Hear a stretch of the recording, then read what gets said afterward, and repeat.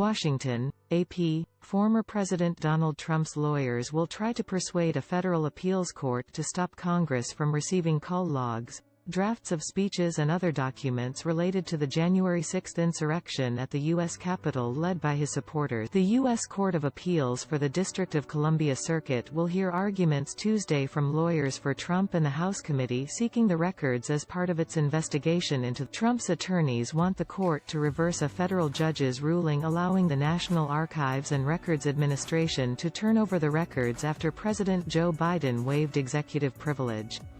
Judge Tanya Chutkan rejected Trump's claims that he could exert executive privilege overriding Biden, noting in part, "Presidents are not kings, and plaintiff is not president."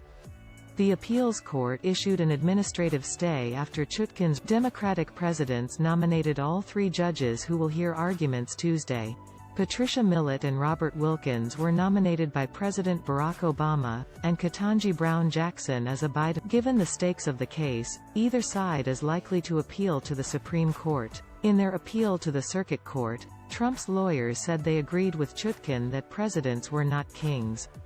True, but in that same vein, Congress is not Parliament, a legislative body with supreme and unchecked constitutional power over the operations of government, they wrote. Trump has argued that records of his deliberations on January 6 must be withheld to protect executive privilege for future presidents and that the Democrat-led House is primarily driven by politics. The House committee's lawyers rejected those arguments and called Trump's attempts to assert executive privilege unprecedented and deeply. It is difficult to imagine a more critical subject for congressional investigation, and Mr. Trump's arguments cannot overcome Congress's pressing need, the committee's lawyers